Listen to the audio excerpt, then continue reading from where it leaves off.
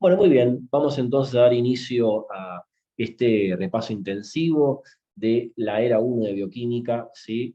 El primer examen de bioquímica. Los temas que vamos a ver hoy son enzimas y biocatalizadores y receptores y señalización, ¿sí? El repaso va a ir a una velocidad de repaso y vamos a grabar esto y va a durar aproximadamente 1 hora 40, 1 hora y media, ¿sí? Enzimas. ¿Qué tienen que saber bien de enzimas, chicos?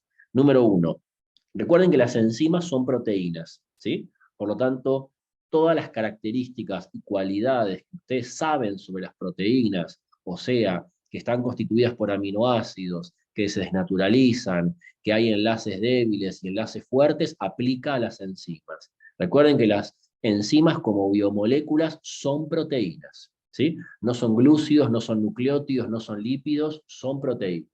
Y recuerden que las enzimas son proteínas que cumplen la función de biocatalizador, ¿sí? Un biocatalizador es una sustancia que acelera la velocidad de una reacción química para que esta reacción química ocurra más rápido, ¿sí? Las reacciones químicas existen independientemente de las enzimas. Lo que hacen las enzimas es intervenir transitoriamente en una reacción química para acelerarla, ¿sí? Dos moléculas o tres moléculas a las cuales vamos a llamar sustratos se combinan para dar una molécula completamente diferente denominada producto. Y eso ocurre más rápido gracias a una enzima, ¿sí? Entonces, recuerden que una reacción química tiene reactivos y productos, pero estos reactivos en el contexto de una reacción mediada por una enzima se denominan sustratos, ¿sí? Los sustratos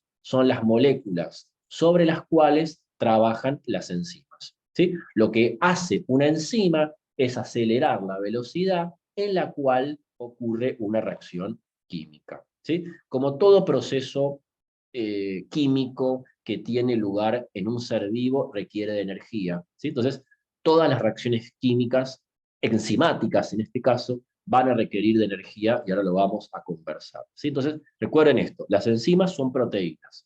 Recuerden que las proteínas son biomoléculas que están constituidas por eh, unidades esenciales o monómeros denominados aminoácidos. Un conjunto de aminoácidos genera un polipéptido, que es una proteína, y las proteínas, recuerden que son las biomoléculas que cumplen la mayor cantidad de funciones biológicas, ¿sí? Los receptores son proteínas, muchos transportadores de membrana, bombas iónicas son proteínas, los factores de transcripción son proteínas, las enzimas son proteínas también, ¿sí? Entonces, van a encontrar siempre que va a haber cada definición que conversamos está apuntada en este apunte. En un catalizador incrementa la velocidad de una reacción. ¿Qué es la catálisis? Es aumentar la velocidad de una reacción química.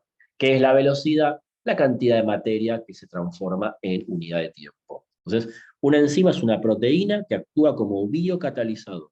Bio porque tiene acción en los seres vivos y catalizador porque incrementa la velocidad de una reacción química, ¿sí? Recuerden, las reacciones químicas no las crean las enzimas. Las reacciones químicas ya existen, pero son biológicamente lentas.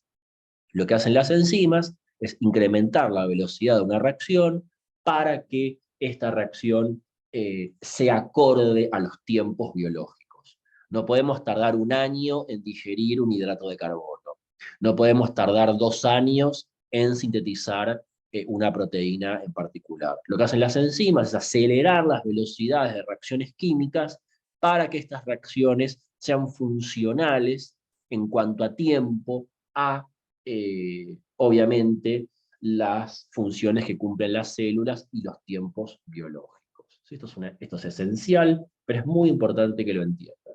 ¿Qué es un sustrato, chicos? ¿Sí? Los sustratos, recuerden que son las moléculas sobre las cuales funcionan las enzimas, ¿sí? La relación enzima-sustrato tiene una primera instancia donde la enzima está libre y donde el sustrato está libre. Una segunda instancia donde tenemos el complejo enzima-sustrato. Y una tercera instancia donde la enzima está libre y los sustratos se transformaron en productos. Esto lo podemos escribir así: enzima más sustrato,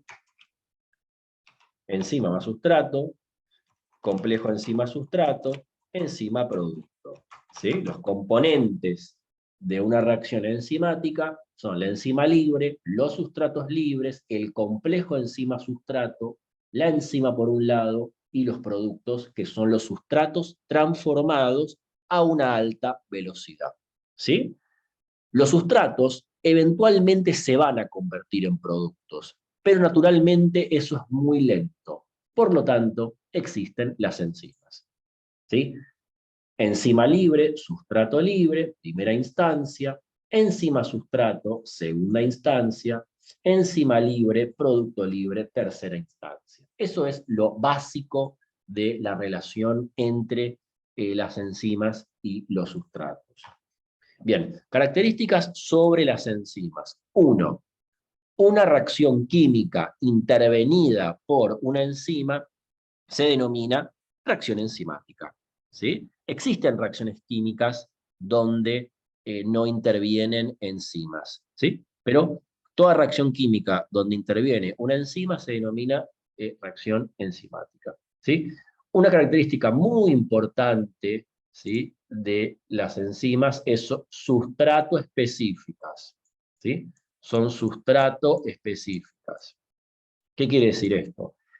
Existen enzimas que catalizan reacciones donde los sustratos son glúcidos. Existen enzimas que catalizan reacciones donde los sustratos son lípidos. Existen enzimas que catalizan reacciones donde el sustrato es un nucleótido. ¿Sí? Entonces, hay enzimas, o la gran mayoría de las enzimas, no unen cualquier tipo de molécula. ¿Sí? Unen moléculas específicas, son sustrato específicas. Las enzimas dedicadas a el metabolismo de los hidratos de carbono no unen aminoácidos, porque estructuralmente son incompatibles. Entonces, una característica muy importante de las enzimas es que son sustrato específicas, tienen alta especificidad. ¿Sí? Eso es muy importante.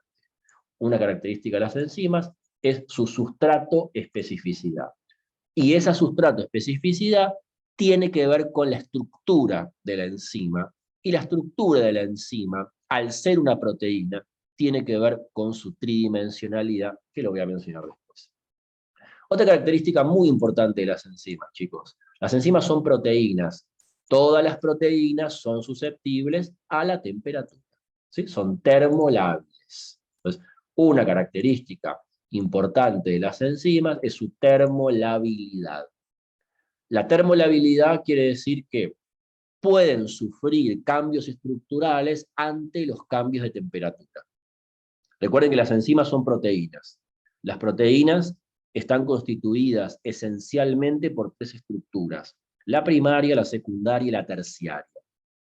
La estructura secundaria y la estructura terciaria, chicos, son susceptibles a los cambios de temperatura, porque la estructura secundaria y terciaria de una proteína están constituidas por enlaces débiles, no covalentes, donde no se comparten electrones.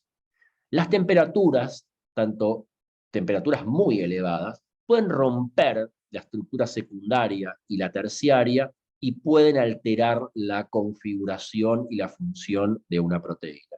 Y como las enzimas son proteínas, todo lo que nosotros conocemos respecto a las proteínas afecta a las enzimas, obviamente.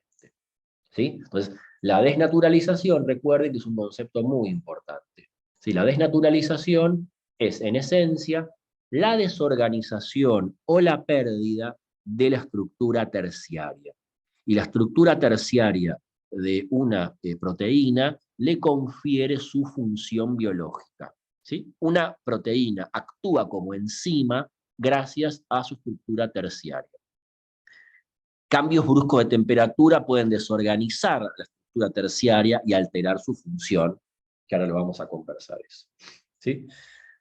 Obviamente que las enzimas están reguladas, chicos. Como todo proceso biológico, está regulado. ¿Por qué?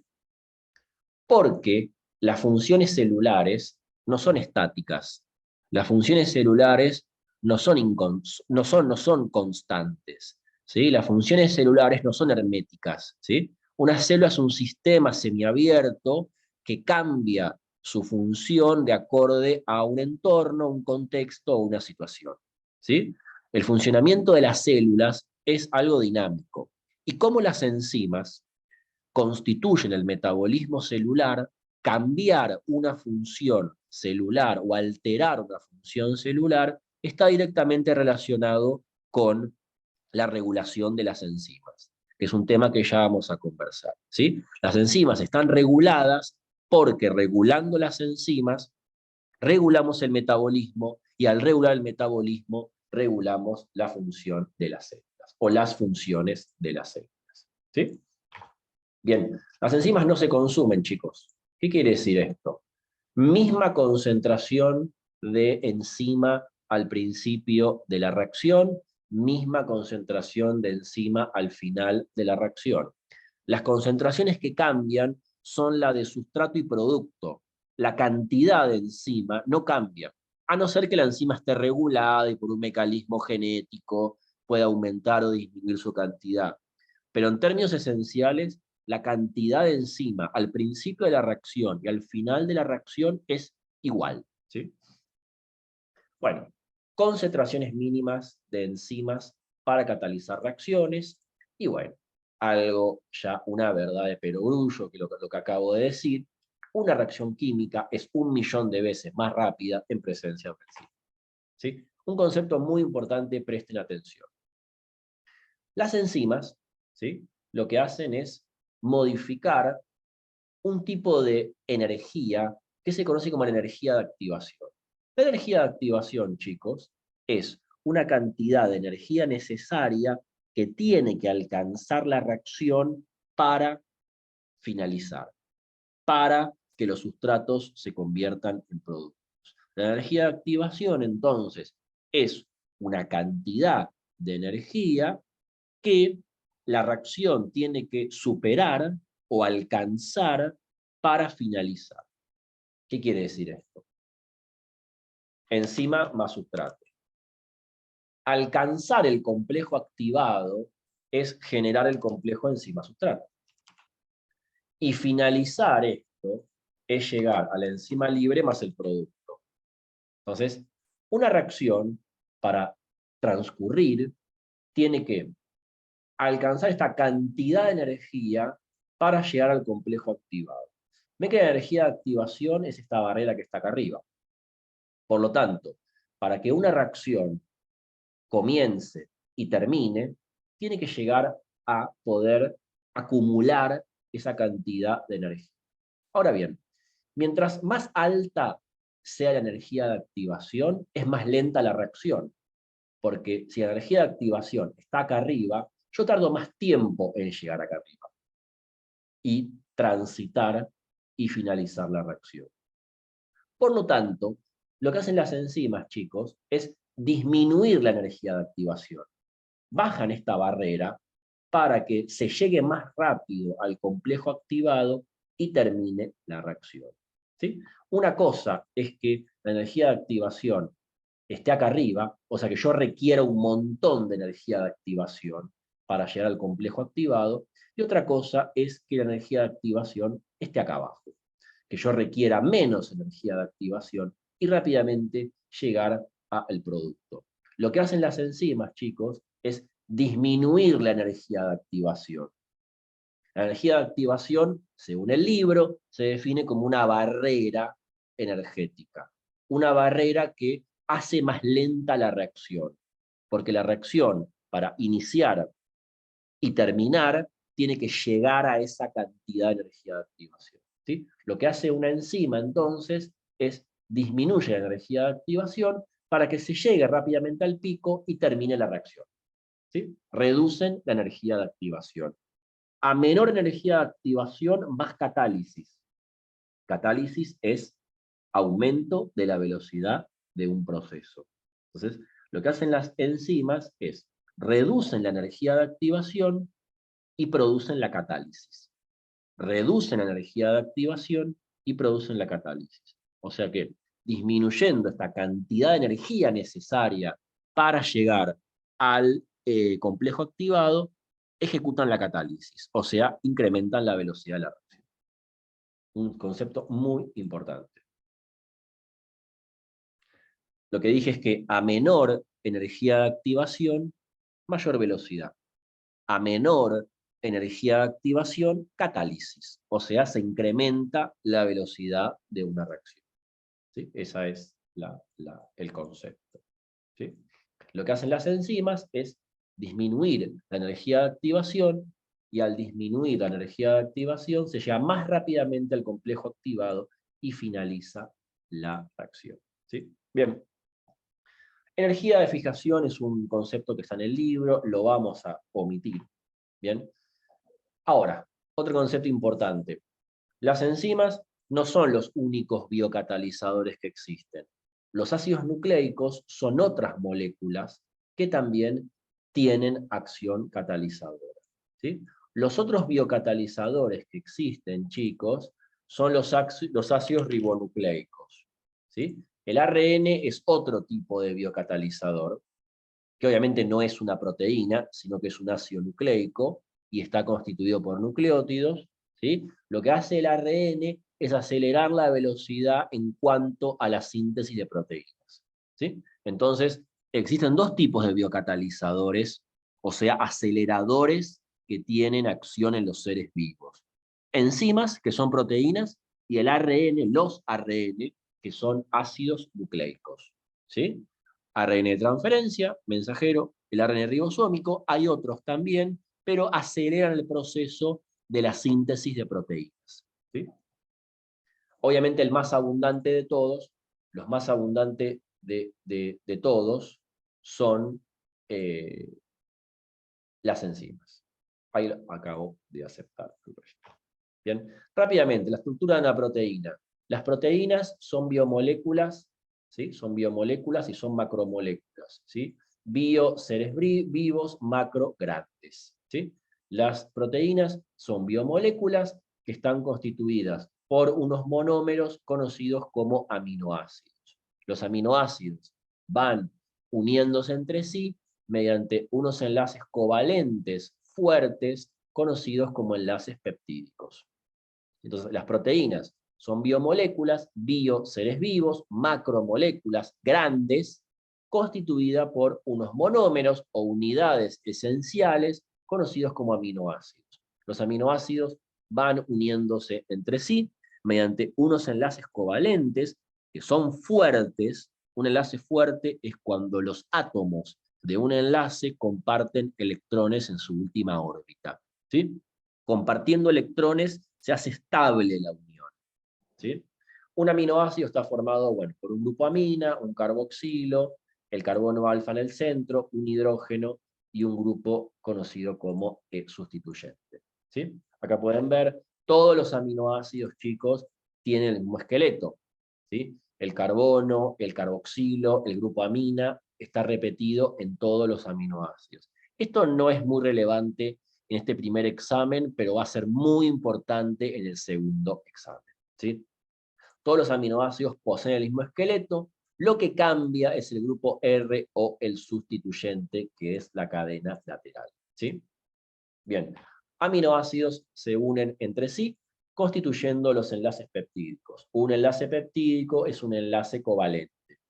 ¿Sí? Un enlace covalente es un enlace químico fuerte donde se comparten electrones. Este carbono de acá comparte electrones con este nitrógeno de acá, alcanzando 2 electrones por, alcanzando los pares de electrones necesarios para cumplir lo que se conoce como la regla del octeto. La regla del octeto es cumplir parejas de electrones hasta reunir los 8 electrones y que esté estable que esté estable el enlace. ¿Sí? Entonces, los aminoácidos se unen entre sí mediante un enlace covalente conocido como peptídico que comparte electrones y es fuerte. Y este enlace peptídico es el fundamento de la estructura primaria de una proteína. La estructura primaria de una proteína es una cadena polipeptídica formada por todos estos aminoácidos. ¿Qué nos importa a nosotros, chicos, acá? esto. Una estructura primaria, la estructura primaria de una proteína no se desnaturaliza. ¿Sí? La estructura primaria de una proteína no sufre desnaturalización. O sea que cambios bruscos de pH o cambios bruscos de temperatura no la destruyen. ¿Sí? La estructura primaria no se desnaturaliza, se rompe por hidrólisis. ¿Sí? La única forma de romper los enlaces peptídicos es añadiendo agua mediante un grupo de enzimas conocidas como hidrolasas que van rompiendo estos enlaces covalentes fuertes. ¿Sí? La estructura primaria de una proteína, chicos, no sufre desnaturalización, sino que sufre ruptura por hidrólisis. ¿Qué nos importa, chicos, la estructura primaria? Esto. Yo, conociendo la estructura primaria de una proteína, sé el número de aminoácidos que tiene, sé el orden de aminoácidos que tiene, y sé la cantidad o qué tipo de aminoácido tiene. ¿Sí? La estructura primaria es como el documento de identidad de la proteína. Sé el número de aminoácidos, sé el tipo de aminoácidos, sé el orden de los aminoácidos. ¿Sí? Entonces, yo sé que la insulina es una proteína que contiene 51 aminoácidos y está formada por una cadena A y B porque conozco su estructura primaria. ¿Sí? La estructura primaria le da identidad a la proteína, no sufre hidrólisis, recuerden eso. Bien, la estructura secundaria, ¿sí? La estructura secundaria, chicos, es el plegamiento de la estructura primaria sobre sí mismo. Una cadena polipeptídica que se pliega sobre sí mismo en forma de hélice se denomina alfa. Una estructura primaria que se pliega sobre sí misma de forma plana se denomina beta. ¿Sí? Hay dos estructuras primarias principales, perdón, estructuras secundarias principales: alfa hélice, beta hoja plegada. ¿Sí? La estructura secundaria, entonces, es el plegamiento de la cadena polipeptídica primaria sobre sí misma. ¿Sí? Ahora sí, el plegamiento de la cadena polipeptídica primaria sobre sí misma en forma de hélice, denominado alfa, o de forma plana, denominado beta, se lleva a cabo gracias a enlaces débiles. ¿Sí?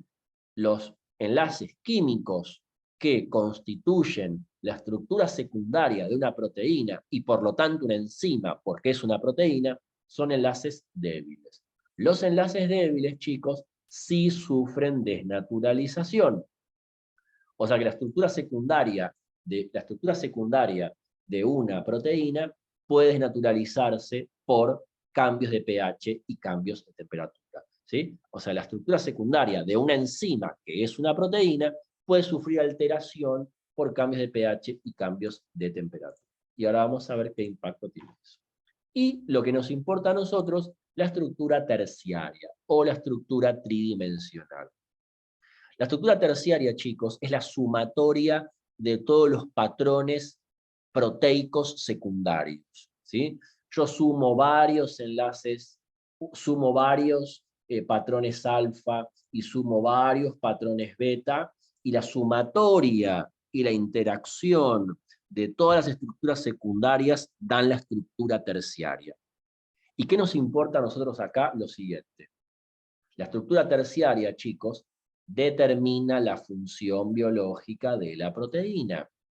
La estructura terciaria de una proteína determina su función biológica. ¿Cuál es la función biológica de una enzima? Es un catalizador. Incrementa la velocidad de una reacción química. ¿Cuál es la función biológica de un factor de transcripción? Modificar la expresión de genes. ¿Cuál es la función biológica de un receptor? Interactuar con un ligando. Todas las funciones que cumplen las proteínas se deben a su estructura terciaria, a su tridimensionalidad. ¿Sí? Entonces, ahora bien, la estructura terciaria, chicos, contiene enlaces débiles, de nuevo, y los enlaces débiles pueden ser desnaturalizados. Cambios bruscos de pH y cambios bruscos de temperatura desorganizan la estructura terciaria y la proteína pierde su función biológica. Entonces, Temperaturas muy elevadas, pHs muy ácidos o pHs muy alcalinos pueden destruir la estructura terciaria de una proteína, y si esta proteína es una enzima, pierde su función de biocatalizador. ¿Sí? Pierde su función de biocatalizador. Entonces, si cambia mucho la temperatura de una célula o de un entorno, o si cambia mucho el pH, las enzimas pueden desnaturalizarse, pueden perder su estructura terciaria y por lo tanto perder su función biológica. Esto es muy importante. Bien, ahora, ¿qué hace que una enzima cumpla su función biológica? Esto, el centro activo o el sitio catalítico. ¿Sí? El centro activo o el sitio catalítico es una región que tiene la enzima que existe gracias a su estructura terciaria. ¿Sí? Entonces, esto que les acabo de explicar yo recién, ¿sí? La tridimensionalidad o la estructura terciaria le confiere a la enzima lo que se denomina centro activo o centro catalítico. Esto que ustedes ven acá es una enzima, lo que ustedes ven acá es el sitio activo o el centro catalítico, y todo esto su estructura terciaria o tridimensional. ¿Sí? La enzima funciona como enzima porque tiene una estructura terciaria que le confiere esa propiedad o esa función. Las enzimas funcionan como enzimas, chicos, porque tienen este centro catalítico o sitio activo donde la reacción química ocurre más rápido. ¿Sí? Entonces, observen que lo que hace la enzima, chicos, es dentro del sitio activo o el centro catalítico, la reacción ocurre más rápido. ¿Sí? La enzima no crea la reacción, la enzima aporta un lugar donde la reacción ocurre más rápido. ¿Sí? O sea, la enzima interactúa transitoriamente con la reacción, acelerando la velocidad y que esto ocurra más rápidamente. ¿Sí? Entonces, recuerden, la enzima es una proteína con estructura primaria, secundaria, terciaria, que lo que hace es, dentro del sitio activo o centro catalítico, ocurre más rápido la reacción. Y la función de una enzima, chicos, es resultado de su estructura terciaria. No olviden eso, por favor, que es muy importante.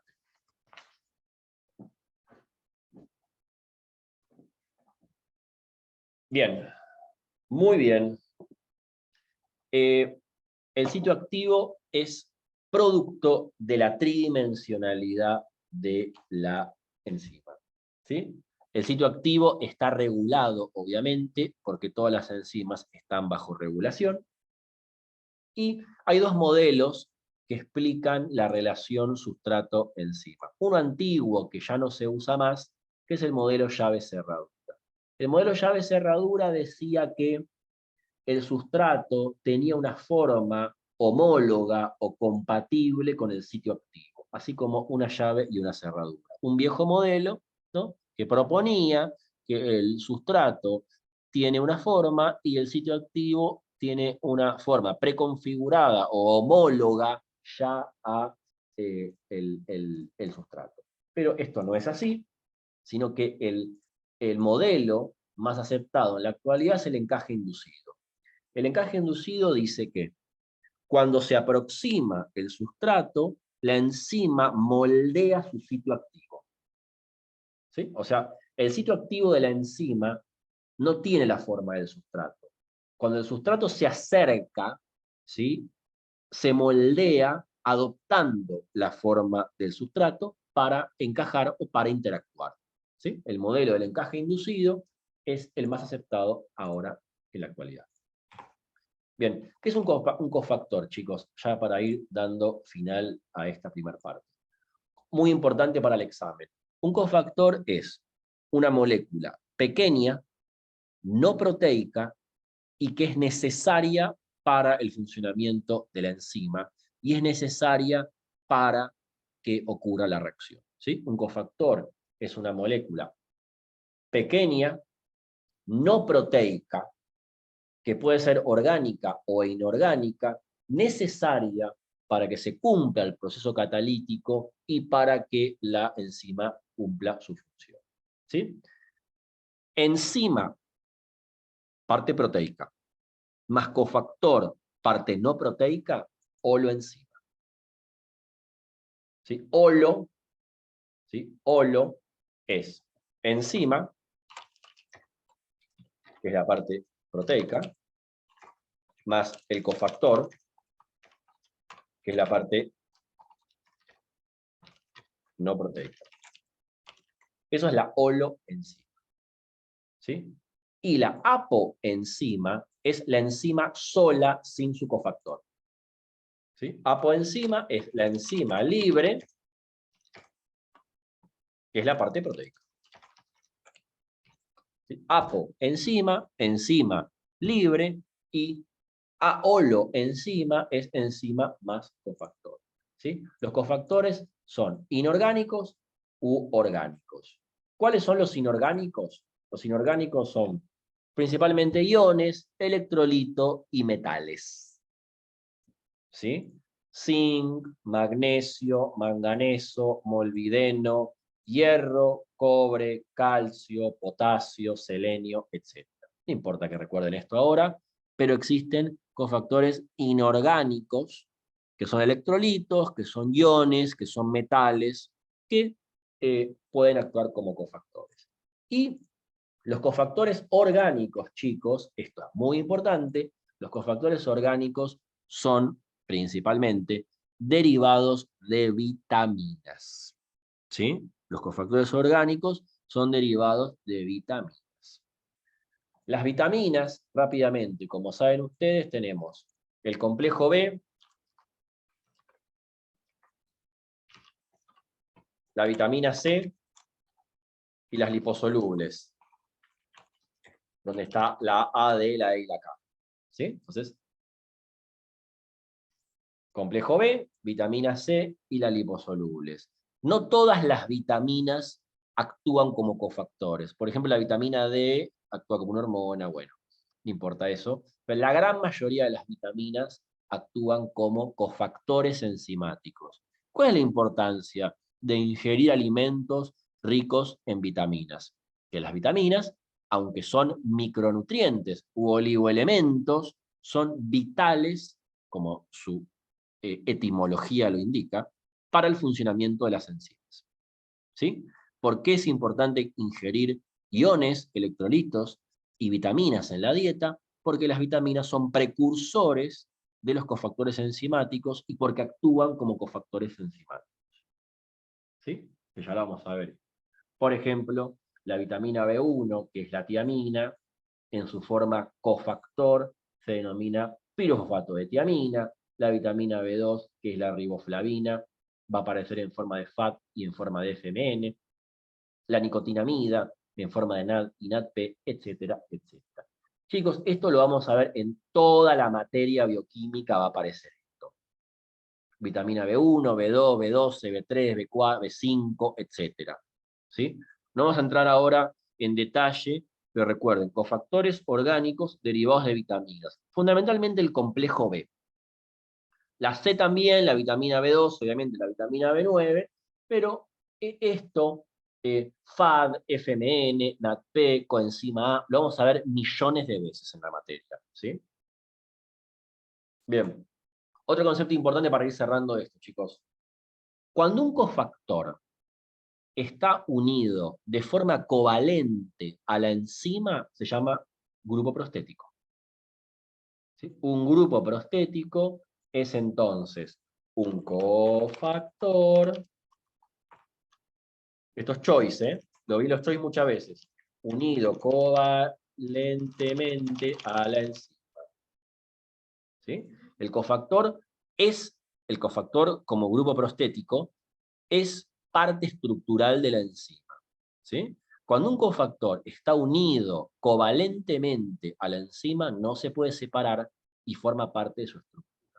Ahora, cuando un cofactor está unido de forma débil, se denomina coenzima. ¿Sí? Una coenzima es un cofactor unido débilmente o no covalentemente a la enzima. Ejemplo de coenzima, ¿sí? Ejemplo de coenzima, el NAD, el NADP, la coenzima A, ¿sí? Y ejemplo de grupo prostético, FAD, FMN, ¿sí? Entonces, conceptos importantes para el examen. Cofactor unido covalentemente, grupo prostético. Cofactor unido de forma débil, coenzima. Listo. Bien. Bueno, muy bien, chicos. Seguimos entonces en este repaso. Vimos la primera parte de enzimas, que era lo esencial. Ahora vamos a hablar sobre la regulación, ¿sí?, de las enzimas y otros temas importantes, ¿sí? Vamos entonces a próximo tema.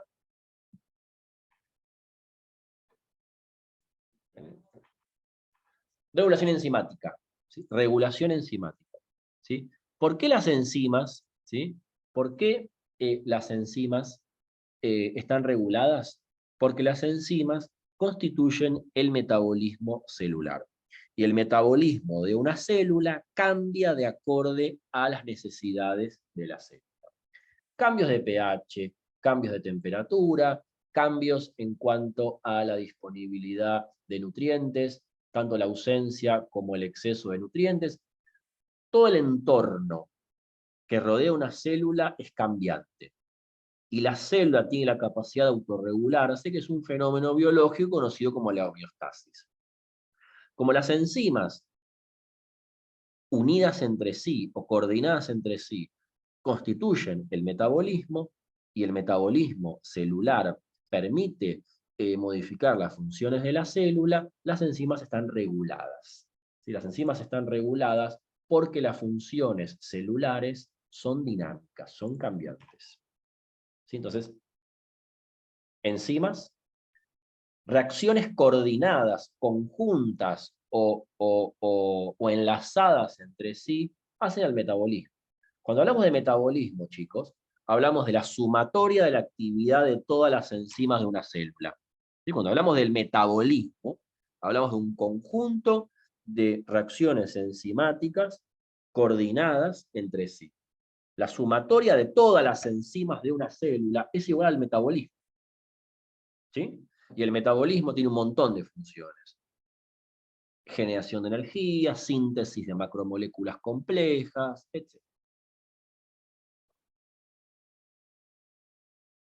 Bien. Ahora bien, como para estudiar el metabolismo tenemos que estudiar a las enzimas. Hay dos métodos de estudio de la función enzimática. El método micaeliano y el método no micaeliano. ¿Sí? El sistema micaeliano para estudiar la función enzimática es el cálculo del Km, la Bmax, etcétera, que ya lo vamos a conversar. ¿Sí? Km, Bmax, etcétera, ¿sí?, constituye a la dinámica micaeliana. Y en el caso de las enzimas no micaelianas, vamos a hablar del sistema tipo alostérico. ¿Sí? Ahora bien, la regulación de las enzimas se puede dar a nivel de su actividad o de su cantidad. Entonces, las enzimas pueden regularse según su actividad y pueden regularse según su cantidad. Para regular la actividad enzimática, chicos, existen varios métodos principales. Número 1, la regulación alostérica, que la vamos a conversar, la modificación covalente, que la vamos a conversar, y otros como los imógenos o el concepto de isoenzimas. ¿Sí? Recuerden bien estos dos. La regulación alostérica y la modificación covalente son dos mecanismos de regulación enzimática que controlan su actividad. Inactivan o activan, estimulan o inhiben. ¿Sí? Alostérico y covalente. No modifican la cantidad de enzima, modifican su actividad. Y la regulación genética, que es muy importante, ¿sí?, la regulación genética o el control génico modifica la cantidad, o sea, la concentración. Ustedes recuerden que una enzima es una proteína. La síntesis proteica depende de la transcripción de genes y de la traducción de los ARN. Para que una célula sintetice más una enzima, deben expresarse ciertos genes que la codifican. Para que una célula produzca menos una enzima, deben silenciarse o reprimirse estos genes. Entonces, cuando se busca producir más de una enzima, los genes se expresan, se inducen. Cuando se busca producir menos de una enzima, estos genes se reprimen o se silencian. Entonces, el control genético regula la cantidad, induciendo genes, transcripción y traducción, o reprimiendo genes, no hay transcripción, no hay traducción. ¿Sí? Eso es muy importante. Bien, vamos con el alosterismo. Lo más importante. La regulación alostérica, chicos, es un cambio de forma, un cambio conformacional. Las enzimas que están reguladas alostéricamente pueden adoptar dos formas: un estado tenso o inactivo y un estado relajado o activo. ¿Sí? La regulación alostérica es una transición de estados o de estadios. ¿Sí? Un estadio tenso, inactivo, donde no se cataliza la reacción, y un estadio relajado y activo, donde la reacción se cataliza. Cambio de forma, cambio de conformación. Ahora se preguntarán ustedes, ¿cómo ocurre esto? Ocurre gracias a unas moléculas que se conocen como moduladores alostéricos. Existen positivos y existen negativos. Los moduladores alostéricos positivos favorecen el estado relajado y activo. Los moduladores alostéricos negativos favorecen el estado tenso e inactivo. Entonces, una enzima puede adoptar un estado tenso e inactivo en presencia de un modulador alostérico negativo, y una enzima puede adoptar un estado relajado y activo en presencia de un modulador alostérico positivo. ¿Sí? Las enzimas que están, ¿sí? Las enzimas que están reguladas alostéricamente cambian de estado en presencia de un modulador alostérico. Un dato para el examen, chicos, todas las enzimas que están reguladas alostéricamente son oligoméricas. ¿Sí? Las enzimas que se encuentran bajo regulación alostérica son oligoméricas. ¿Qué quiere decir oligoméricas? Que contienen varias subunidades peptídicas. ¿Sí? Ok. ¿Sí? Dato que lo vi en muchos choice durante muchos años, chicos. ¿Sí? Las enzimas alostéricas, ¿sí? Las enzimas alostéricas tienen varias cadenas polipeptídicas. ¿Sí? Son oligoméricas. ¿Por qué son oligoméricas? Porque una enzima que está regulada alostéricamente tiene subunidades de tipo centroactivo y tiene subunidades de tipo centroalostérico. ¿Sí? Al ser oligomérico, tiene varias cadenas proteicas, y al tener varias cadenas proteicas, hay subunidades proteicas dedicadas a la catálisis y hay subunidades proteicas dedicadas a la regulación. Las subunidades proteicas dedicadas a la catálisis son los centros activos, y las subunidades proteicas dedicadas a la regulación son los centros alostéricos.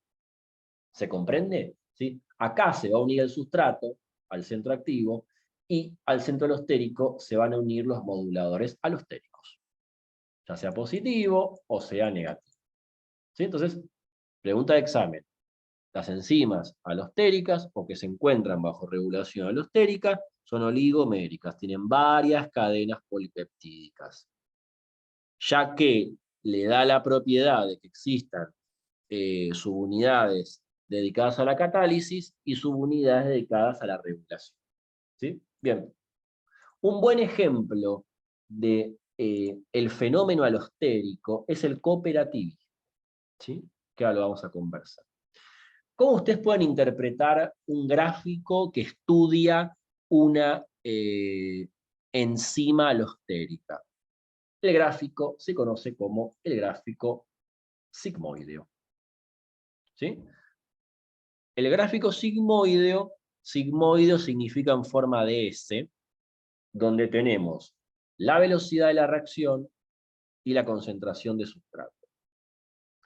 Esta S, ¿sí?, que representa la actividad de la enzima, se mueve de acorde a la presencia de moduladores alostéricos, ¿sí?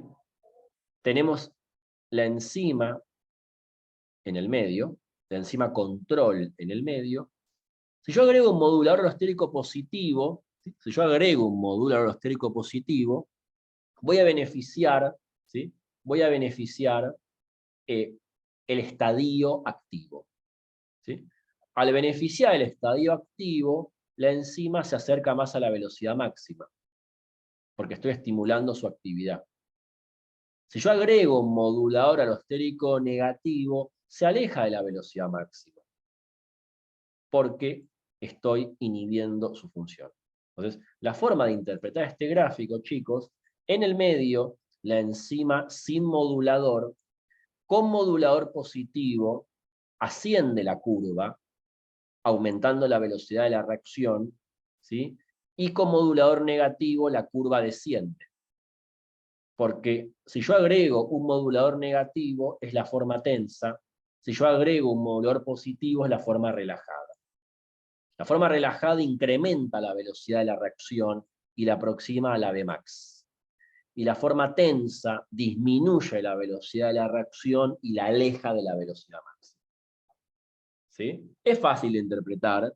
En el medio, la enzima sin modulador, el modulador positivo, estadio relajado, modulador negativo, estadio tenso, ¿sí?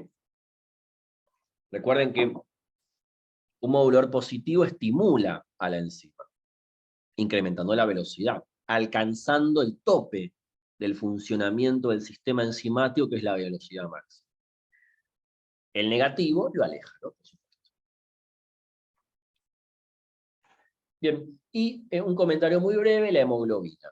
La hemoglobina, chicos, no es una enzima, obviamente, pero tiene una estructura alostérica. ¿Qué significa esto? Significa que a medida que se va uniendo el oxígeno a los grupos hemo, va alterando la configuración estructural de la hemoglobina y va teniendo una mayor afinidad, ¿sí? Entonces, recuerden que la hemoglobina es una hemoproteína, es un tetrámero, ¿sí? La hemoglobina está formada por 4 cadenas polipeptídicas. Cada cadena polipeptídica tiene un grupo prostético, que es el grupo hemo. El grupo hemo es una protoporfirina, la cual contiene hierro en su centro, un centro férrico. Oxígeno acá, oxígeno acá, oxígeno acá, oxígeno acá, ¿sí? Cuando se une el primer oxígeno a la primera cadena polipeptídica, afecta positivamente a la cadena de al lado, uniéndose el segundo oxígeno con más fuerza. Esta segunda cadena polipeptídica afecta de forma positiva a la tercera, uniendo el tercer oxígeno con más fuerza, que afecta de forma positiva a la cuarta cadena, uniendo el cuarto oxígeno con más fuerza, ¿sí? Entonces, la hemoglobina va pasando de un estado tenso a un estado relajado a medida que los oxígenos van ocupando los sitios, en este caso los grupos hemo, ¿sí? La hemoglobina no es una enzima, chicos, pero tiene un funcionamiento alostérico. Por eso está el fenómeno de la saturación de oxígeno. La saturación de oxígeno se debe a una relación alostérica entre la presión parcial de oxígeno, que es el oxígeno diluido en sangre, con este cambio conformacional, ¿sí?, y este fenómeno alostérico, ¿sí? Entonces, el primer oxígeno se une al grupo hemo, cambia la configuración de la primera cadena que afecta positivamente al segundo, que afecta positivamente al tercero, que afecta positivamente al cuarto, aumentando la afinidad por el oxígeno. ¿Sí? Cooperativismo es un fenómeno alostérico. Bien, el feedback negativo lo van a escuchar mucho, también es un fenómeno alostérico. ¿Sí? El feedback negativo es cuando el producto de una reacción o el producto de un conjunto de reacciones actúa como modulador alostérico positivo de una enzima clave. Supongamos que tenemos 3 reacciones enzimáticas. El producto final termina estimulando a la primera enzima de este conjunto de reacciones. ¿Sí? El feedback negativo es un ejemplo de regulación alostérica enzimática, porque el producto de una reacción termina funcionando o termina actuando como modulador. Dato de examen también eso, ¿sí? Sustratos y productos pueden ser moduladores alostéricos. Recuerden ese dato y anótenlo. El sustrato o el producto de una reacción actúan también como moduladores tanto positivos como negativos. Lo veremos mucho en la cruzada eso porque aparece un montón. Bien, pasamos a la regulación covalente. La regulación covalente, chicos, es muy fácil, ¿sí? Regular covalentemente una enzima es unir un grupo funcional o separarlo. Se añade un grupo funcional a la enzima o se separa un grupo funcional de esta enzima y esto regula su función. Nosotros vamos a concentrarnos concretamente en un tipo de regulación covalente que es la fosforilación y la desfosforilación. La fosforilación es añadir un grupo fosfato y la desfosforilación es eliminar este grupo fosfato. ¿Sí? Entonces, fosforilar una enzima es añadir covalentemente un grupo fosfato. Y desfosforilar una enzima es eliminar ese grupo fosfato. Esto puede tener un efecto tanto estimulador como inhibitorio, pero eso depende de la enzima. ¿Sí? No quiere decir que siempre que se fosforila se estimula y siempre que se fosforila se inhibe. No, eso es relativo a la enzima. ¿Sí? La fosforilación es añadir un grupo fosfato y la desfosforilación es eliminar ese grupo fosfato. ¿Cómo ocurre esto, chicos? De esta forma. La fosforilación de una enzima depende de otras enzimas que se conocen como las quinasas. Y la desfosforilación de una enzima depende de otras enzimas que se conocen como las fosfatasas. Las quinasas añaden un grupo fosfato a la enzima y el grupo fosfato lo toman del ATP. ¿Sí? Y las fosfatasas lo que hacen es eliminan ese grupo fosfato añadiendo agua. ¿Sí? Las fosfatasas desfosforilan, ¿sí? Las fosfatasas desfosforilan añadiendo agua y eliminando el fósforo, y las quinasas lo que hacen es añaden, ¿sí? Añaden el fósforo tomándolo del ATP. ¿Sí? Entonces, las quinasas se pueden nombrar dependiendo el aminoácido donde agregan el fósforo. Si agregan el fósforo en un aminoácido de tirosina, se denominan tirosina quinasas. Si agregan el fósforo en un aminoácido de serina, se denominan serina quinasas. Si agregan el fósforo en un aminoácido de treonina, se denominan treonina quinasas. No viene al caso esto, pero recuerden que las quinasas son enzimas que catalizan la fosforilación. Trasladan un fósforo desde el ATP a la enzima. Y esto puede ser tanto inhibitorio como estimulador, dependiendo de la enzima. Y para desactivar esto, porque todo fenómeno biológico tiene su contrafenómeno biológico, están las fosfatasas. Lo que hacen las fosfatasas, chicos, es eliminan este fósforo añadiendo agua. Entonces, las fosfatasas desfosforilan, las quinasas fosforilan. Enzimas y otras moléculas también. Bien, ¿qué es un zimógeno? Concepto rápido para el examen. Un zimógeno es una proenzima. ¿Qué significa esto? Es una enzima inactiva, o una enzima en un estado inactivo. ¿Sí? Los simógenos son enzimas que se sintetizan en un estado inactivo y ante ciertos estímulos cobran función enzimática. Todos los simógenos, chicos, tienen la palabra ógeno. Pepsinógeno, tripsinógeno, fibrinógeno, angiotensinógeno, etcétera, son simógenos.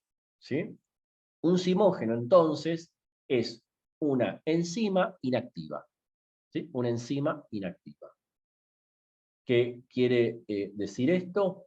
Que un simógeno, ante un estímulo, se convierte en la enzima activada. Y el estímulo que convierte el simógeno en la enzima activada es ruptura proteolítica. Otro concepto importante para el examen. El simógeno pasa de simógeno a enzima activada por ruptura proteolítica. ¿Sí? O sea que, gracias a enzimas peptidasas o proteasas, rompen ciertos aminoácidos del simógeno, y el simógeno cobra la forma de la enzima activada.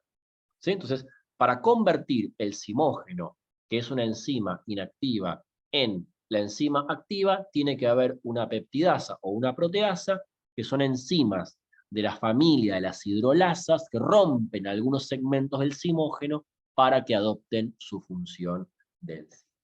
¿Sí? Para que adopten su función de enzima. ¿Sí? Concepto de examen muy importante. Otro concepto para el examen muy importante, ¿qué es una isoenzima? ¿Sí?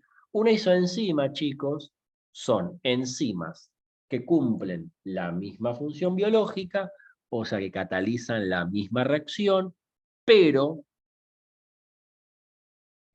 contienen una estructura primaria diferente, un KM diferente, están regulados de forma diferente y actúan en tejidos diferentes.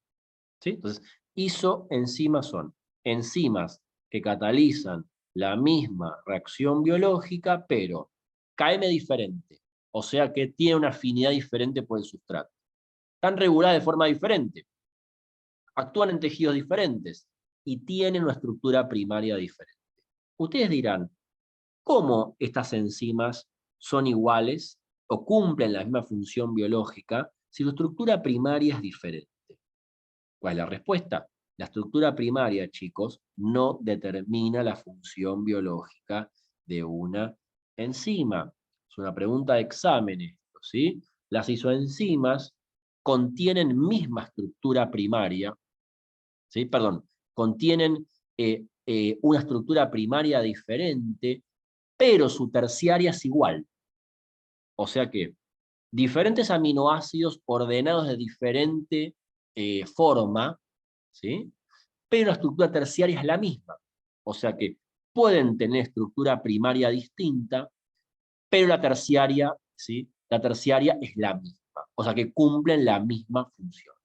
¿Sí? Es un concepto muy importante.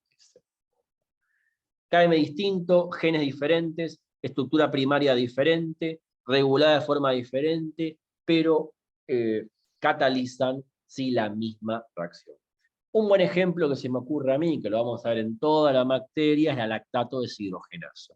¿Sí? La lactato deshidrogenasa es una enzima que interviene en el metabolismo anaeróbico celular y son 5 isoformas.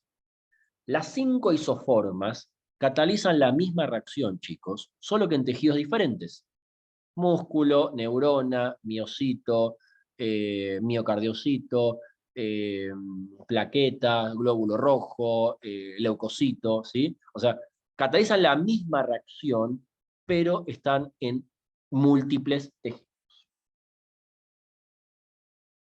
Muy bien, la CPK es otro ejemplo, ¿sí? Exactamente, ¿sí? El compañero habló de la CK o la creatininquinasa, ¿sí? Que está acá.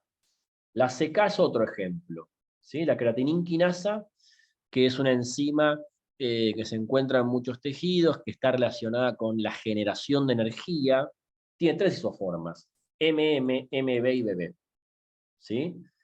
Las 3 isoformas de la CPK catalizan la misma reacción, pero hay una que predomina más en el músculo estriado, otra predomina más en el músculo miocárdico y otra predomina más en el sistema nervioso. ¿Sí? Pero las tres hacen lo mismo, solo que en tejidos diferentes. Exacto, muy bien lo que dijo el compañero.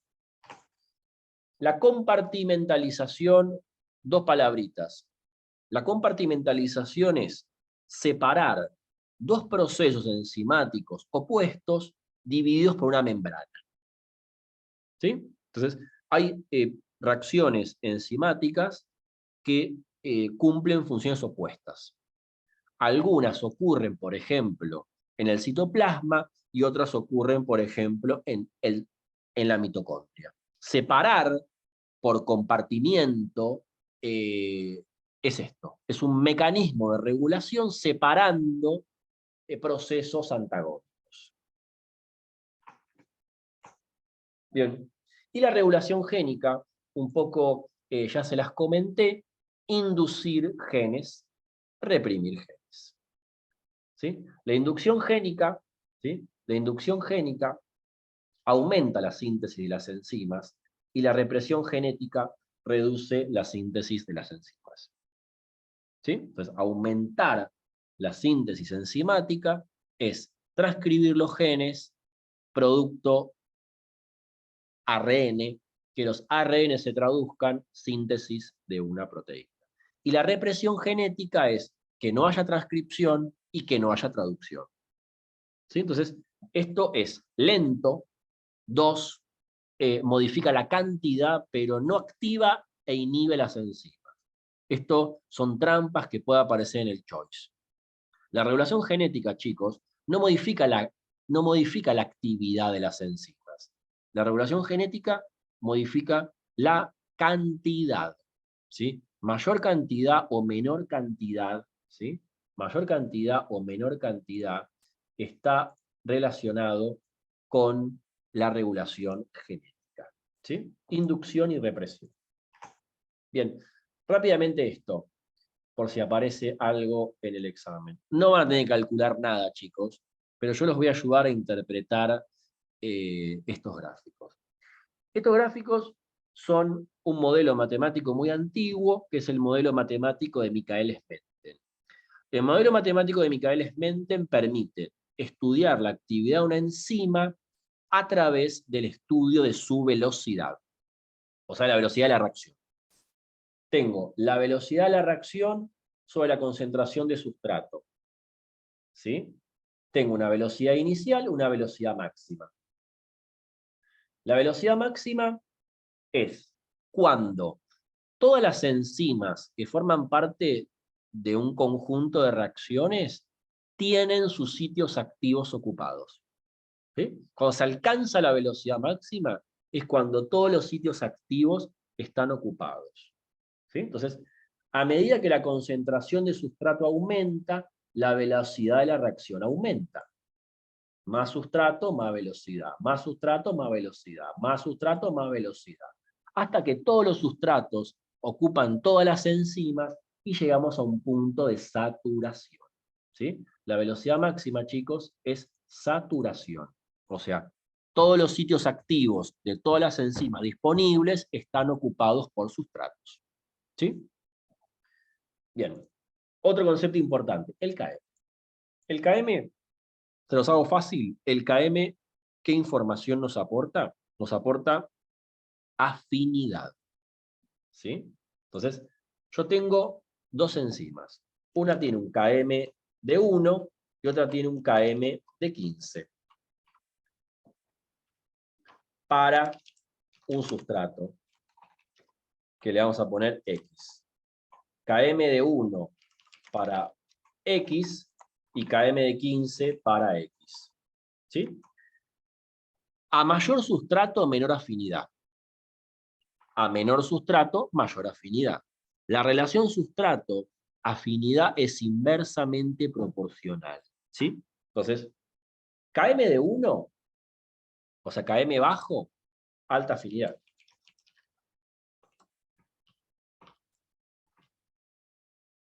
KM de 15, que obviamente es mayor a 1, baja afinidad. ¿Por qué esto? El Km es la concentración de sustrato necesaria para alcanzar la mitad de la velocidad máxima. ¿Sí? Si el Km tiene un valor bajo, quiere decir que a una baja concentración de sustrato alcanzamos la mitad de la velocidad máxima. Si el K es más alto, chicos, quiere decir que se necesita más sustrato para alcanzar la mitad de la velocidad máxima.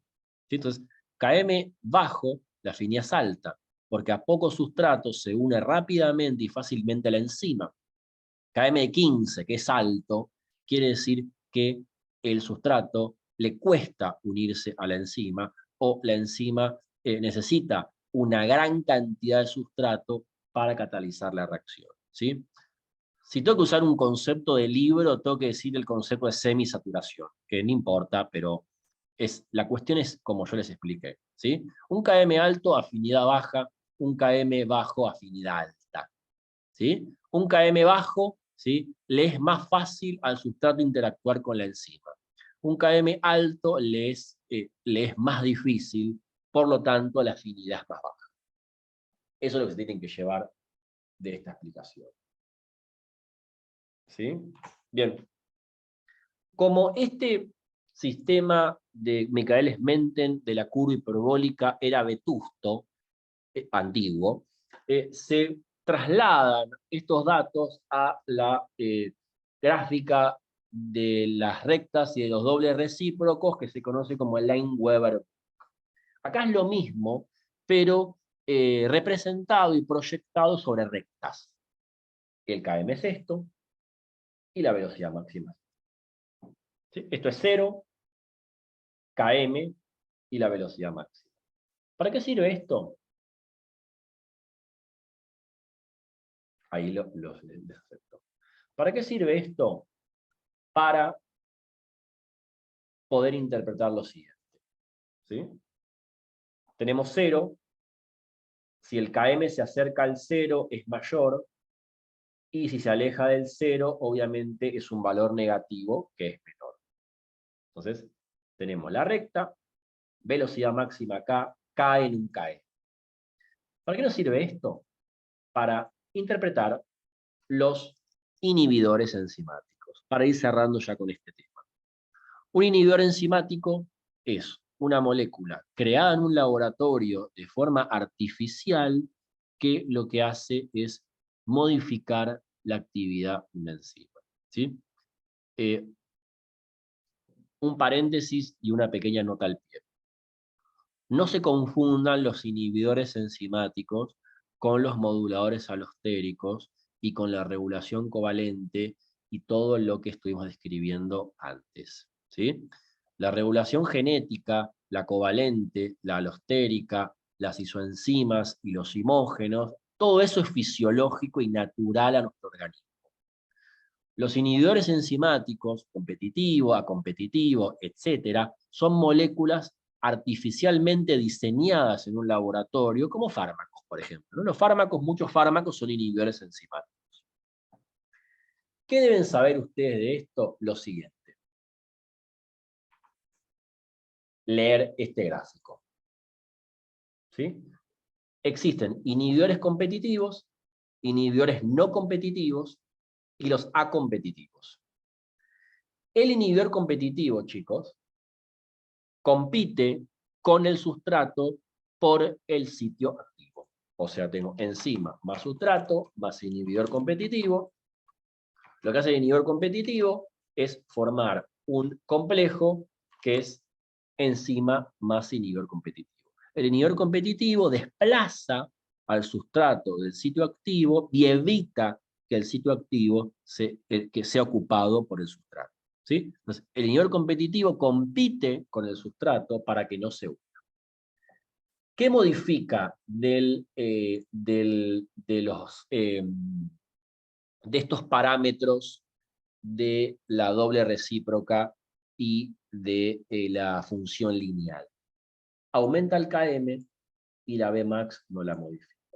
¿Por qué aumenta el Km? Porque dijimos que Km alto es baja afinidad. ¿Qué está haciendo acá el inhibidor competitivo? Tapa el sitio activo para que el sustrato no se una. Entonces, tiene sentido que el inhibidor competitivo aumente el KM, porque dijimos que KM y afinidad tienen una relación inversamente proporcional. Entonces, ¿cómo lo van a ver ustedes en un gráfico? Sin inhibidor en verde, con inhibidor en rojo. La Bmax es la misma, pasan por el mismo punto, la misma intersección. El KM es diferente, ¿sí? Porque mientras más me acerco a la intersección de las ordenadas, me acerco al cero. Entonces, un KM más cerca de la intersección es un KM más alto. Mientras más me alejo de la intersección, es un valor negativo que es más bajo. Mientras más me acerco a la intersección, es un valor cercano al cero y positivo que es más alto. ¿Sí? Lo que tienen que recordar ustedes, porque lo van a tener que ver en un choice, es esto. Misma Bmax, KM diferente es competitivo. Listo. El KM lo aumenta, o sea, la afinidad la disminuye, la Bmax no cambia. Ahora, el no competitivo, ¿sí? El no competitivo permite que el sustrato se una a el sitio activo. Porque el no competitivo se une a una región diferente al sitio activo. ¿Sí? Recuerden, y repito, esto no es regulación alostérica. No son moduladores alostéricos. Son moléculas como fármacos, drogas, etcétera, que cumplen esta función. El no competitivo, como su nombre lo indica, ¿sí? Como su nombre lo indica, permite que el sustrato se una al sitio activo, ¿sí? Permiten que el sustrato se una al sitio activo, pero lo que hace es, el KM no lo modifica porque permite que se una el sustrato al sitio activo, pero sí altera la Bmax. Cuando ustedes vean mismo KM, diferente Bmax, es no competitivo, chicos. Si se memorizan gráficamente esto, competitivo, misma Bmax, diferente KM. No competitivo, mismo KM, Bmax distinta. Y el A competitivo, ¿sí? El A competitivo solo puede unirse al complejo enzima-sustrato. El A competitivo necesita, ¿sí? El A competitivo necesita que el sustrato se una a la enzima, o sea que necesita que se constituya el complejo enzima-sustrato, ¿sí? Y altera, ¿sí? Altera el KM y la Bmax. Baja el KM, o sea, aumenta la afinidad. Ustedes dirán, ¿por qué un inhibidor aumenta la afinidad? Porque necesita que se forme el complejo enzima-sustrato. Va a beneficiar en primera instancia a que el sustrato se una a la enzima para constituir el complejo enzima-sustrato y luego lo va a inhibir, ¿sí? Por eso la Bmax la disminuye. Recuerden, competitivo, no competitivo, a competitivo. Con ver estos gráficos ya está para el examen, ¿sí? Bien, ya para ir terminando este tema, chicos, temperatura y pH, ¿sí? pH. El pH es la relación logarítmica inversa de la concentración de hidrogeniones en una solución, ¿sí? Cuando hay más hidrógeno en una solución, la solución es ácida, y cuando hay menos hidrógenos en una solución, la solución es básica o alcalina, ¿sí? El rango de pH va de 1 a 14, siendo el 7 el pH neutral o neutro. Por debajo de 7 es ácido, por encima de 7 es básico alcalino, ¿sí? Un pH, el pH plasmático es 7.35, 7.45, un promedio de 7.40, ¿sí? pHs debajo de 7.40 es ácido, como un promedio, ¿no? Y pH por encima de 7.40, como un promedio, es alcalino básico, ¿sí? Entonces, algunas enzimas tienen un pH óptimo. Quiere decir que solo actúan ante un pH determinado, ¿sí? Por ejemplo, las enzimas digestivas, como la pepsina, la quimotripsina, las elastasas, las colagenasas, la lipasa, la amilasa, etc. Las enzimas que tienen acción luminal en el proceso de la digestión actúan a un pH determinado. ¿Sí? Actúan a un pH determinado. La compañera pregunta si la arginasa es lo mismo que la arginina. La arginina es un aminoácido y la arginasa es una enzima. ¿Sí? Todo lo que termine en asa, chicos, es enzima. Recuerden eso no lo dije al principio, pero es un buen aporte de la compañía. Toda molécula, ¿sí? Toda molécula cuyo sufijo es asa es una enzima. ¿Hay excepciones? Sí. Por ejemplo, la pepsina es una enzima y su nombre no termina en asa. Pero la gran mayoría de las enzimas, su nombre termina en asa. Peptidasa, hidrolasa, quinasa, hidratasa, nucleotidasa, ATPasa, asa. Asa es enzima, ¿sí? pH óptimo, ¿sí? El pH óptimo, entonces, es el pH donde las enzimas alcanzan el máximo de su actividad catalítica, ¿sí? pH óptimo es el pH en el cual las enzimas, ¿sí?, alcanzan su máxima actividad. ¿Sí? Alcanzan su máxima actividad. Cuando se alejan de su pH óptimo, pierden función. ¿Sí? Cuando se acercan a su pH óptimo, empiezan a ganar actividad. Por ejemplo, la pepsina, que tiene acción dentro del ácido clorhídrico, su pH óptimo es de 2, muy ácido. ¿Sí? El pH del jugo gástrico es entre 2.5 y 3. Su pH óptimo es de 2. Ahora, como regla general para que recuerden esto, pHs muy ácidos y pHs muy alcalinos pueden desnaturalizar las enzimas. Recuerden eso.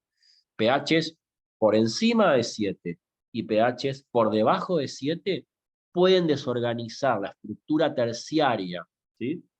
Pueden desorganizar la estructura terciaria de una enzima y esta enzima perder su función biológica. ¿Sí? Muy importante. Temperatura, ya para darle un cierre a esto.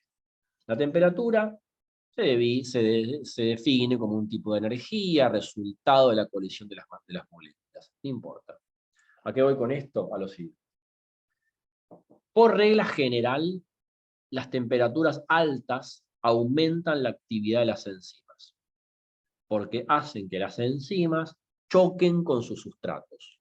Por regla general, temperatura alta aumenta la actividad de las enzimas.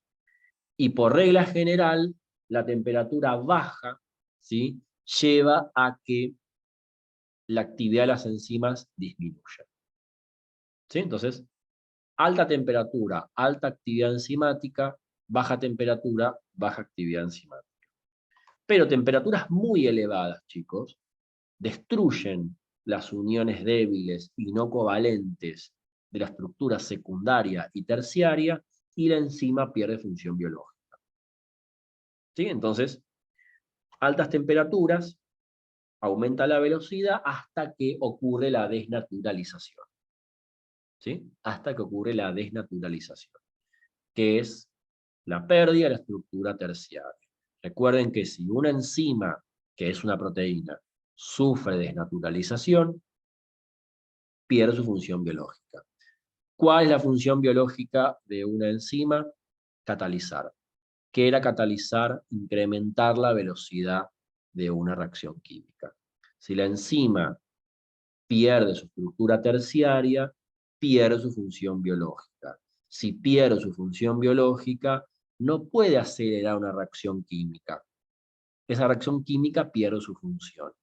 Y esa pérdida de la función de una reacción química puede ser vital para el metabolismo de la célula. ¿Sí? Muy bien. Hemos hecho un resumen muy rápido de lo que es enzimas. ¿Sí? De lo que es enzimas. Espero que no se hayan perdido mucho, que no se hayan mareado mucho, ¿sí? Ahora vamos a comenzar a hablar, ¿sí?, sobre receptores y bioseñalización, ¿sí? O sea, otras funciones de proteínas, ¿sí? Otras funciones de proteínas. Receptores y sus señales, ¿sí? Primero, algo breve y sencillo. ¿Qué es un receptor? Un receptor es una proteína que puede estar en la membrana de la célula, puede estar en el citoplasma de la célula, puede estar en el núcleo de la célula, o puede estar fuera de la célula, ¿sí? Un receptor es una proteína que, como su nombre lo indica, va a interactuar o va a recibir un ligando, ¿sí? Los receptores interactúan con ligandos. Los ligandos pueden interactuar con receptores de membrana o pueden interactuar con receptores que están dentro de la célula.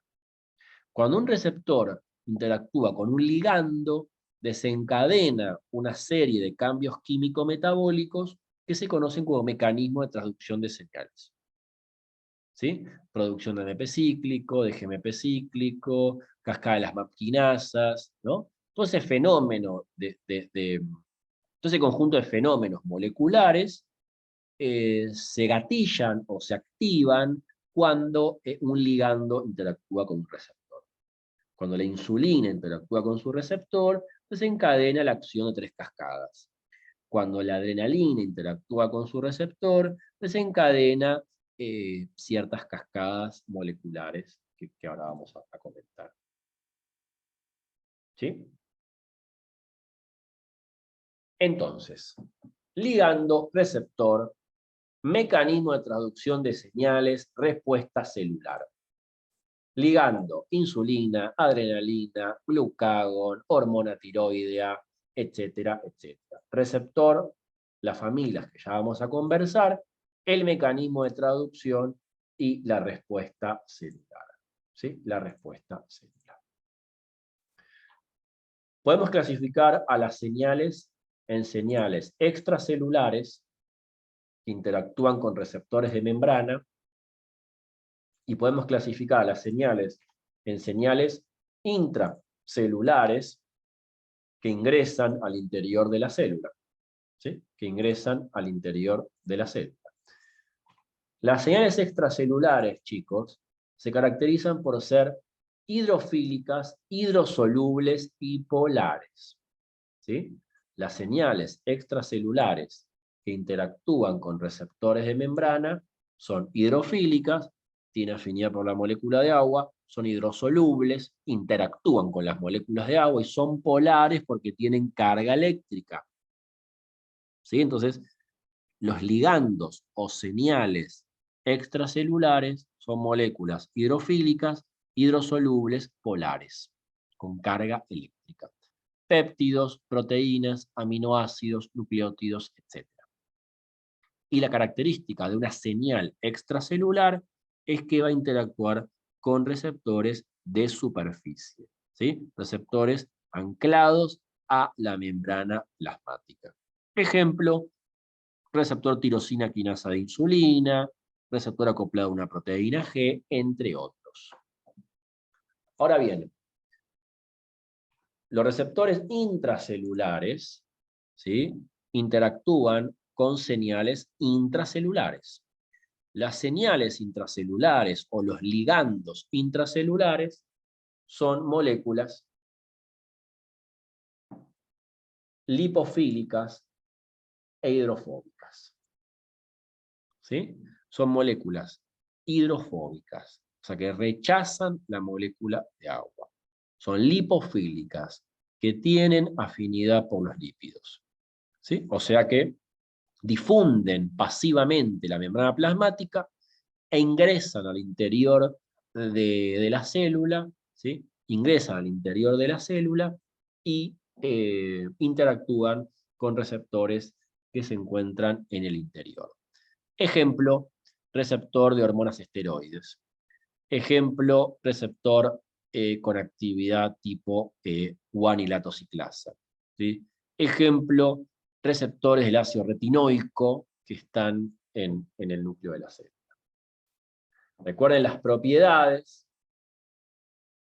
¿sí? Recuerden las propiedades, ¿sí?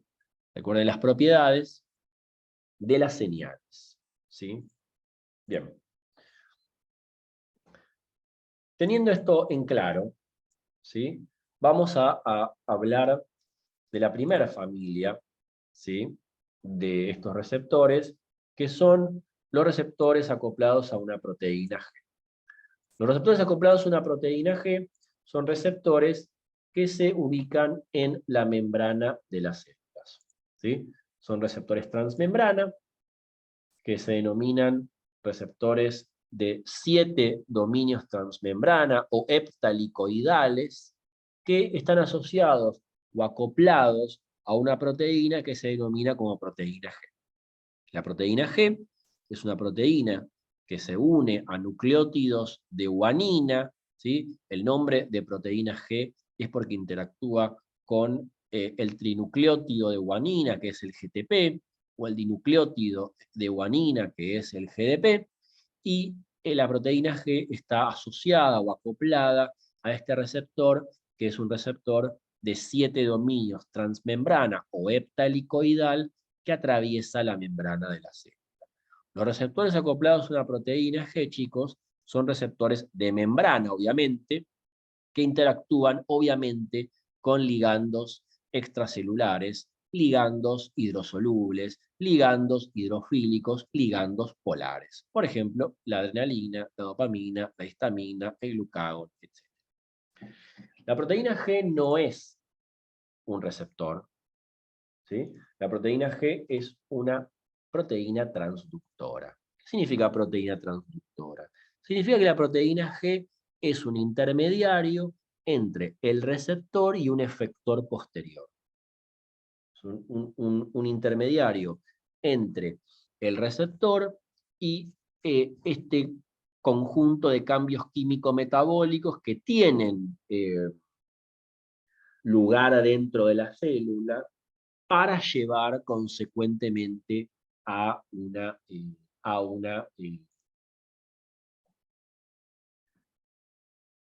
respuesta celular, ¿sí?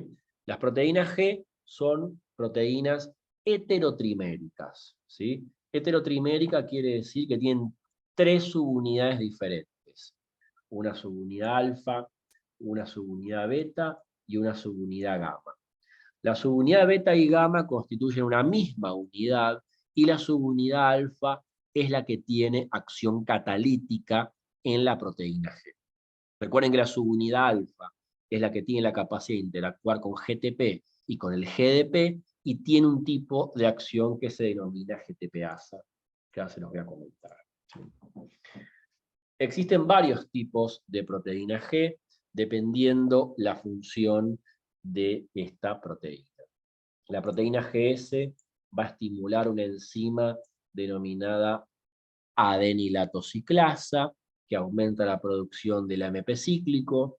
La proteína GI va a inhibir a la adenilatociclasa, disminuyendo la producción del AMP cíclico. Y la proteína GQ va a interactuar con una enzima denominada fosfolipasa C-beta, aumentando la producción del IP3 y el diacilglicerol. El AMP cíclico, el IP3 y el diacilglicerol son segundos mensajeros, que son moléculas que se generan de forma intracelular y estimulan procesos dentro de la célula para llegar a una respuesta celular. Bien, la proteína GS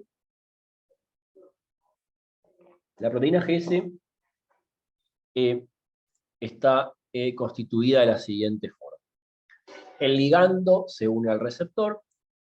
El receptor es la proteína de 7 dominios transmembrana, acoplada a la proteína GS. La proteína GS tiene una subunidad alfa S, una subunidad beta S y una subunidad gamma S. La subunidad alfa S, cuando se estimula, intercambia GDP por GTP.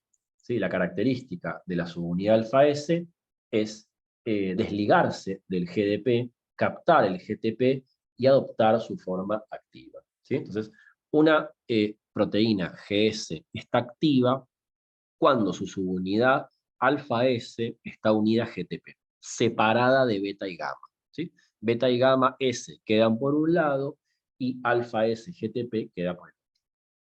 Lo que hace alfa S GTP, su acción efectora, es estimular una enzima llamada adenilatociclasa. Como bien saben ustedes, lo que hace la adenilatociclasa es estimular a una quinasa llamada MPK, llamada PKA, perdón, llamada PKA, que va a generar otro tipo de funciones, ¿sí? Lo que hace la adenilatociclasa, concretamente, es sintetizar mediante una reacción enzimática al AMP cíclico, y el AMP cíclico como segundo mensajero va a estimular a la PKA, como lo vamos a ver, ¿sí? La proteína GI, ¿sí?, lo que hace es inhibir esta ruta molecular que acabo de describir. El ligando se une al receptor, sufre cambio conformacional. Al sufrir el cambio conformacional, queda la subunidad alfa y GTP por un lado, y la subunidad, por otro lado, beta y gamma y por el otro. Lo que hace una proteína GI es inhibir a la adenilatociclasa. GS aumenta el AMP cíclico, que activa la PKA. GI disminuye el AMP cíclico y la PKA no se estimula. Y el tercer mecanismo de señalización es el de la proteína GQ, ¿sí? La proteína GQ lo que hace es también subunidad alfa Q, beta Q, gamma Q, y lo que hace la subunidad alfa Q, que es la que tiene acción catalítica, va a unirse a una enzima de membrana conocida como fosfolipasa C-beta para la síntesis de dos segundos mensajeros, que son el IP3 y el diacilglicerol, ¿sí? El IP3 y sobre la acilglicerol.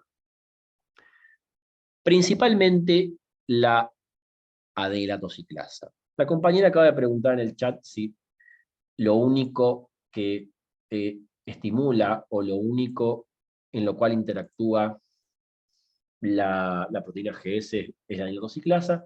No, las subunidades beta y gamma cumplen otras funciones también. Como ustedes pueden ver acá, canales de potasio, fosfolipasa 2, canales de calcio regulados por voltaje. Pero estamos viendo lo esencial de forma sencilla y lo más importante, ¿sí? GS estimula la adenilatociclasa para que aumente la producción de AMP cíclico. GI lo inhibe, ¿sí? Hay mucho más, obviamente, de todo esto, pero vamos a lo sencillo.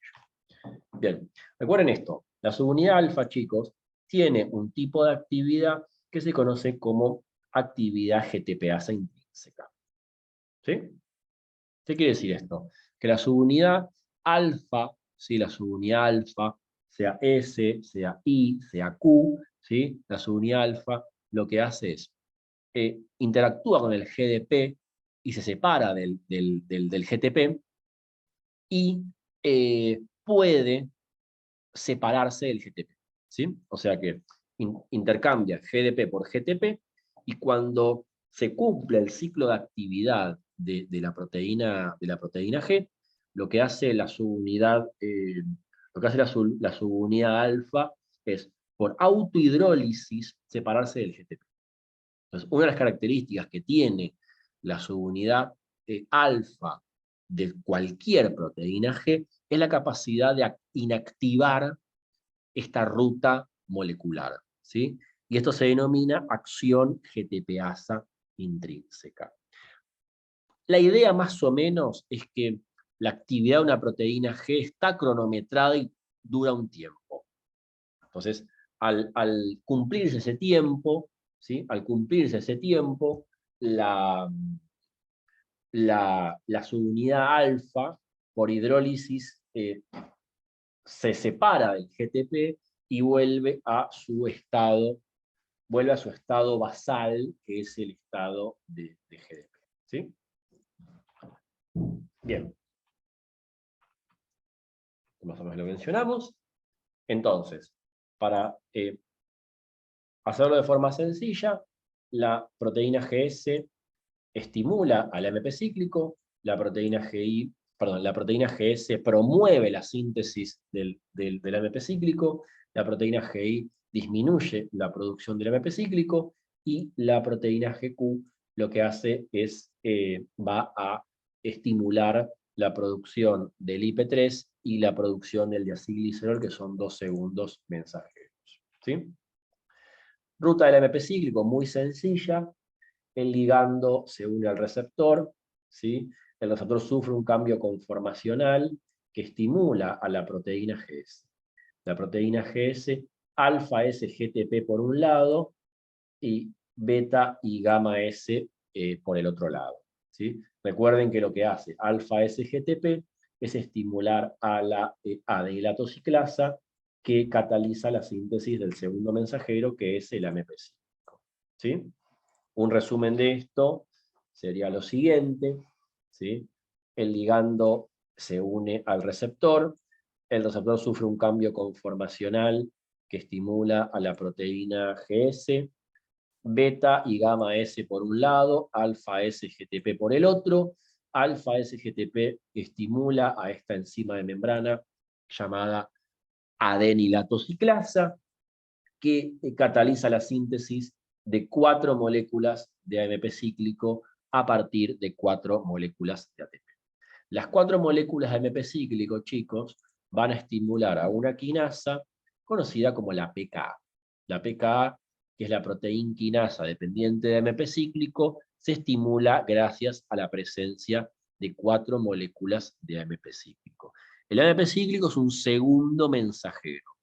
Los segundos mensajeros son moléculas que se sintetizan en el medio intracelular y que potencian de alguna forma la unión original del ligando con el receptor. ¿Sí? La finalidad de esto es estimular a la PKA, y la PKA es una quinasa. ¿Qué va a hacer la PKA cuando sea estimulada por las 4 moléculas de AMP cíclico? Eso depende del ligando y depende de la célula. ¿Sí? La PKA tiene un montón de targets, chicos. Tiene un montón de targets, y todo esto lo vamos a ver durante toda la cursada de bioquímica. Si es el miocardiocito, si es el miocito, si es la célula beta pancreática, alfa pancreática, si es una glándula, si es el músculo esquelético, etc. ¿Sí? Bien. Ejemplos ejemplos de receptores que utilizan una proteína GS, la adrenalina, ¿sí? Beta 1, beta 2 y beta 3, los 3 beta adrenérgicos son receptores acoplados a una proteína GS. El beta 1, el cardioselectivo principalmente, el beta 2 ubicado en otros tejidos, y el beta 3 fundamentalmente en los adipocitos. ¿Sí? La adrenalina, los 3 beta adrenérgicos son receptores acoplados a una proteína GS. El receptor de glucagón está acoplado a una proteína GS, entre otros, ¿no? Acá hay ejemplos. Todas estas hormonas y ligandos, chicos, hagan lo que hagan, en la célula que actúen y en el tejido que actúen, siempre aumentan el AMP cíclico y siempre estimulan a la PKA. Después la diferencia es, obviamente, el tejido, obviamente la célula, y obviamente el target de la PKA. Recuerden que la PKA es una quinasa, que lo que va a hacer esta quinasa es va a fosforilar una proteína. Las proteínas fosforiladas por la PKA son las que van a dar luego una respuesta celular diferente. ¿Sí? Supongamos que es el beta 1, y esto está relacionado con el cronotropismo, el dromotropismo o el ionotropismo miocárdico, ¿no? Entonces, varias de las funciones de la adrenalina y de la noradrenalina se explican a través de sus receptores, obviamente, y dentro de ellos los beta adrenérgicos, ¿no? Beta 1, beta 2 y beta 3, donde estén, el AMP cíclico aumenta y la actividad de la PKA también. Es un poco la idea. Bien. GI inhibitorio. Así de fácil, ¿no? El ligando se une al receptor, proteína GI, alfa I GTP por un lado, beta y gamma I por el otro, ¿sí? Alfa I GTP, ¿sí? Alfa I GTP inhibe a la adenilato ciclasa, no hay MP cíclico, chicos, no hay actividad de la PK, o sea que existe esta otra ruta de señalización, que es como un botón para apagar la ruta del AMP cíclico, ¿sí? Un botón para apagar la ruta del AMP cíclico, ¿sí? La adrenalina también utiliza receptores acoplados a una proteína GI. Observen que la adrenalina tanto puede estimular la ruta del AMP cíclico mediante beta 1, beta 2 y beta 3, como también puede inhibir la ruta del AMP cíclico mediante los alfa-2 adrenérgicos, ¿sí? Los alfa-2 adrenérgicos son receptores de membrana acoplados a una proteína GI que disminuye el AMP cíclico y lleva a la inactivación de la PK. Bien, muy bien. Bien, vamos a dejar aquí por hoy y mañana vamos a continuar con el tema de receptores y repasando el resto de los temas para el examen, ¿sí? Ya más o menos llevamos 2 horas, que es bastante para una clase, sobre todo una clase virtual. Mañana vamos a continuar entonces con la última parte de receptores y hacer un pequeño repaso y ver el tema de metabolismo mitocondrial también, ¿sí? Ahora vamos a proponerles a ustedes un pequeño juego para responder preguntas sobre enzimas, principalmente mediante la plataforma Kahoot, y los esperamos mañana a las 19 horas para continuar con este repaso, ¿sí?